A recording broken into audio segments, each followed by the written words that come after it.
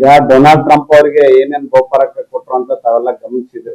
ಯಾರು ಲಾಬಿ ಮಾಡ್ಬಾರ್ದು, ನನಗೆ ಮಂತ್ರಿ ಮಾಡ್ರಿ ಇದನ್ ಮಾಡ್ರಿ ಅಂತೇಳಿ. ನಾವು ಫಸ್ಟ್ ಆ ಕರ್ತವ್ಯ ಮಾಡ್ಬೇಕು. ಆ ಪರ್ಫಾರ್ಮೆನ್ಸ್ ಮೇಲೆ ಗುರ್ಸಿ ಕೊಟ್ಟು ಇಲ್ಲಪ್ಪ ಪಕ್ಷಕ್ಕೆ ಒಳ್ಳೇದಾಗ್ತದೆ, ಆಡಳಿತ ಮಾಡ್ಕೊಂಡು ಹೋಗಿ ಚೆನ್ನಾಗಾಗ್ತದೆ ಅಂತ ಕೊಟ್ಟಾಗ ಆ ಜವಾಬ್ದಾರಿ ತಕ್ಕಂಗ್ ಮಾಡಿದ್ನಪ್ಪ ಅಂದ್ರೆ ಅದಕ್ಕೆ ಗೌರವ ಜಾಸ್ತಿ ಇರ್ತದೆ. ನಾವೇ ತೆರೆಮರೆಯಲ್ಲಿ ನಾವೇನೇ ಹೋಗಿ ನಮ್ಮ ಮಂತ್ರಿ ಮಾಡ್ರಿ ಇದನ್ ಮಾಡ್ರಿ ಅಂತ ಜನವರಿ 8 ಬಂದ್ರೆ ದೇವರಾಜ ಅರಸು ದಾಖಲೆ ಕೂಡ ಮುಗಿಸಿ ಇವತ್ತು ಹೆಚ್ಚು ವರ್ಷಗಳ ಕಾಲ ಇವತ್ತು ಆಡಳಿತ ಮುಖ್ಯಮಂತ್ರಿ ಆಗಿತ್ತು.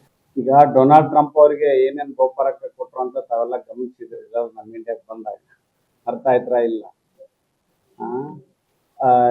ಇವತ್ತು ನಮ್ಮ ರಾಜ್ಯದಲ್ಲಿ ಕಂಪ್ಲೀಟ್ ಆಗಿ 17ರಿಂದ 18ನೇ ಬಾರಿಗೆ ಹೋಗ್ತಾ ಇದಾರೆ. ಈಗ ಬಜೆಟ್ ಮಂಡನೆ ಮಾಡ್ತಾರೆ. ಇವಾಗ ಇತಿಹಾಸ ಮರೆತರು ಯಾರು ಇತಿಹಾಸ ಸೃಷ್ಟಿಸಲಾರ ಅಂತ ನಾನು ಈ ಮೂಲಕ ಹೇಳಿಕ್ ಇಷ್ಟಪಡ್ತೀನಿ. ಯಾವ್ದಾದ್ರು ಇತಿಹಾಸ ಇಟ್ಕೊಂಡು ಇತಿಹಾಸ ಹೇಳಕ್ ಹೋದ್ರೆ ನಾವು ಅದು ಪ್ರಾಮುಖ್ಯತೆ ಇರ್ತದೆ. ಈಗ ಇಡೀ ರಾಜ್ಯದಲ್ಲಿ ಹೈಯೆಸ್ಟ್ ಬಜೆಟ್ ಮಂಡನೆ ಮಾಡಿ ನಮ್ಮ ಸಿದ್ದರಾಮಯ್ಯ ಸಾಹೇಬ್ ಆ ಅನುಭವದಿಂದ ಹೇಳಿದ್ದಾರೆ. ಅದನ್ನ ಸ್ಫೂರ್ತಿಯಾಗಿ ತಗೊಂಡು ನಾವೆಲ್ಲರೂ ಕೂಡ ಹೇಳ್ಬೇಕಾಗುತ್ತೆ. ಅರ್ಥ ಆಯ್ತಾ ಇಲ್ಲ? ಯಾವಾಗ ಆಪೋಸಿಷನ್ ರೂಲಿಂಗ್ ಅಂದ್ರೆ ಒಂದು ನಾಣ್ಯದ 2 ಮುಖ ಟೈಪ್ ಇರ್ಬೇಕಲ್ಲ ಕಂಪ್ಲೀಟ್ ಆಗಿ.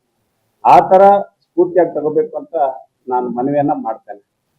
ಇವಾಗ ನೋಡ್ರಿ, ಎಲ್ಲಾ ದಾಖಲೆಗಳು ಮುರಿದ್ರಿ. ಎಲ್ಲ ಜನವರಿ 8 ಬಂದ್ರೆ ದೇವರಾಜ ಅರಸು ದಾಖಲೆ ಕೂಡ ಮುಗಿಸಿ ಇವತ್ತು ಹೆಚ್ಚು ವರ್ಷಗಳ ಕಾಲ ಇವತ್ತು ಆಡಳಿತ ಮುಖ್ಯಮಂತ್ರಿ ಆಗಿತ್ತು. ಇದು ಇತಿಹಾಸ ಅಲ್ಲೇನ್ರಿ? ಯಾರಾದ್ರೂ ಮಾಡಿದ್ದೇನಾ?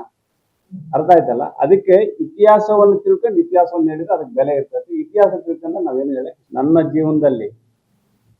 ಜೀವನದಲ್ಲಿ ರಾಜಕೀಯ ಜೀವನದಲ್ಲಿ ನಾನು ಹೇಳೋದಂದ್ರೆ ಯಾರೇ ಆಗಿರ್ಲಿ, ನಾವ್ ಹೇಳೋದು ಯಾರು ಲಾಬಿ ಮಾಡ್ಬಾರ್ದು, ನನಗೆ ಮಂತ್ರಿ ಮಾಡ್ರಿ ಇದನ್ ಮಾಡ್ರಿ ಅಂತೇಳಿ. ಜನ ನಮ್ಮನ್ನ ಶಾಸಕ ಅಂತ ಆಯ್ಕೆ ಮಾಡ್ತಾರೆ. ಯಾವಾಗ್ಲೂ ನಾವು ಫಸ್ಟ್ ಆ ಕರ್ತವ್ಯ ಮಾಡ್ಬೇಕು.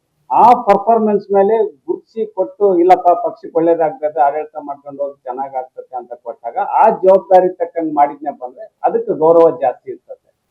ನಾವೇ ತೆರೆಮರೆಯಲ್ಲಿ ನಾವೇನೇ ಹೋಗಿ ನಮ್ಮ ಮಂತ್ರಿ ಮಾಡ್ರಿ ಇದನ್ ಮಾಡ್ರಿ ಅಂದ್ರೆ ಅದು ಬಹಳ ದಿನ ಇರಲ್ಲ. ಯಾವತ್ತೂ ಕೂಡ ರಾಜಕಾರಣ ಇವಾಗ ನೋಡಿ, ಇತಿಹಾಸ ನೋಡ್ಕೊಂಬಂದ್ರೆ ಯಾರು ಬಂದು ಇಲ್ಲಪ್ಪ ಪಕ್ಷ ನಿಷ್ಠೆ ಇದೆಯಾ, ಕ್ಲೀನ್ ಇಮೇಜ್ ಇದೆ, ಆಡಳಿತ ಮಾಡೋಕೆ ಯೋಗ್ಯತೆ ಇದೆ, ಎಲ್ಲದಿದೆ, ಜನರ ಪರವಾಗಿ ಅತ್ಯಂತಾರೆ ಮಾಡ್ತಾರಂತ ಹೈಕಮಾಂಡೇ ಗುರುತಿಸಿ ನಮ್ಮನ್ನ ಮಾಡೋದ್ರಿಂದ ಅವಾಗ ಏನಾಗ್ತತೆ, ಆಡಳಿತಕ್ಕೊಂದು ಖಳ ಬರ್ತದೆ. ಅಂತ ದಿನಗಳು ಮುಂದಿನ ದಿನದಲ್ಲಿ ಇವತ್ತು ಕೆಲವೊಂದಲ್ಲಿ ಇಂದಿರಾ ಗಾಂಧಿ ಅವರು ಮಾಜಿ ಪ್ರಧಾನಮಂತ್ರಿ ಇಂದಿರಾ ಗಾಂಧಿ ಅವರು ಕೂಡ ಹಿಂದಿನ ಕಾಲಕ್ಕೆ ಎಲ್ಲದೂ ಕೂಡ ಅದೇ ತರ ನಿರ್ಧಾರ, ಪಕ್ಷ ನಿಷ್ಠೆ, ಕ್ಲೀನ್ ಇಮೇಜು, ಆಡಳಿತ ಮಾಡ್ಬೇಕು, ಶಕ್ತಿ ತುಂಬಬೇಕು ಅಂತ ನಿರ್ಧಾರಗಳು ಮಾಡ್ಬೇಕು. ಅಂತ ನಿರ್ಧಾರ ಈ ರಿಷಫಲ್ ಅಲ್ಲಿ ಆಗುತ್ತೆ ಅಂತ ನಾನು ಭಾವಿಸಿದ್ದೀನಿ. ಎಲ್ಲ ಕಂಪ್ಲೀಟ್ ಆಗುತ್ತೆ ಎಲ್ಲಾದ್ರೂ ಕೂಡ. ನಾನು ಒಬ್ಬ ಸೀನಿಯರ್ ಮೋಸ್ಟ್, ನಾನು ಒಬ್ಬ ಪೊಲಿಟಿಷಿಯನ್ ಆಗಿ ಬಳ್ಳಾರಿ ನಾನು ಇಷ್ಟೇನೆ. ನಾವ್ ಯಾವಾಗ್ಲೂ ಪಕ್ಷ ನಿಷ್ಠೆ, ಕ್ಲೀನ್ ಇಮೇಜು ಜೊತೆಗೆ ಮುಂದೆ ಪಕ್ಷಕ್ಕೆ ಶಕ್ತಿ ತುಂಬಬೇಕು. ಎಲ್ಲರೂ ಕೂಡ ನಗುಮುಖ, ಒಬ್ಬ ಸಾಮಾನ್ಯ ಪ್ರಜೆ ಕೂಡ ಒಳ್ಳೆಯ ಮುಖ್ಯಮಂತ್ರಿಗಳು, ಒಳ್ಳೆಯ ಸಚಿವರು, ಒಳ್ಳೆಯ ಶಾಸಕರು ಸ್ಮೈಲಿಂಗ್ ಇರ್ಬೇಕು. ಆ ತರ ಇರ್ತಂಗ ಮಾಡ್ಬೇಕು ಅಂತೇಳಿ ನಾನು ಮನವಿಯನ್ನ ಮಾಡ್ತಾ ಇದ್ದೀನಿ. ಅದಕ್ಕೆ ಈಗ ಮಧ್ಯಂತರ ಕೂಡ ಹೇಳಿನಿ, ಇವತ್ತು ಕೂಡ ಹೇಳ್ತೀನಿ. ನಮ್ಗೆ 5 ವರ್ಷ ಮ್ಯಾಂಡೇಟರಿ ಕೊಟ್ಟಿದ್ದಾರೆ. ಅರ್ಥ ಆಯ್ತಿಲ್ಲ? ಜನರದ್ದು ಜವಾಬ್ದಾರಿ ನಮ್ಮ ಮೇಲೆ ಜಾಸ್ತಿ ಇದೆ. 5 ಗ್ಯಾರಂಟಿ ಕೂಡ ಕೊಟ್ಟಿದ್ದೀವಿ.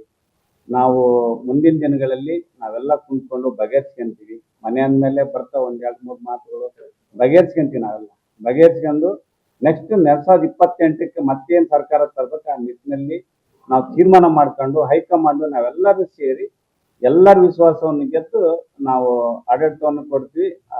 ಆ ಗೊಂದಲಗಳಿಗೆ ನಾನೆಲ್ಲ ತೆರೆ ಎಳೆಕ್ ನಾನು ಇದನ್ನು ಇಷ್ಟ ಮಾಡ್ತೇವೆ. ನೋಡಿದ್ರಲ್ಲ ವೀಕ್ಷಕರೇ, ಇದೇ ರೀತಿಯ ಇನ್ನಷ್ಟು ಹೊಸ ವಿಡಿಯೋಗಳಿಗಾಗಿ ನಮ್ಮ ಸಪ್ತಶ್ವ ಟಿವಿ ಕನ್ನಡ ಚಾನೆಲ್ನ ಸಬ್ಸ್ಕ್ರೈಬ್ ಮಾಡಿ, ಲೈಕ್ ಮಾಡಿ, ಶೇರ್ ಮಾಡಿ. ಧನ್ಯವಾದಗಳು.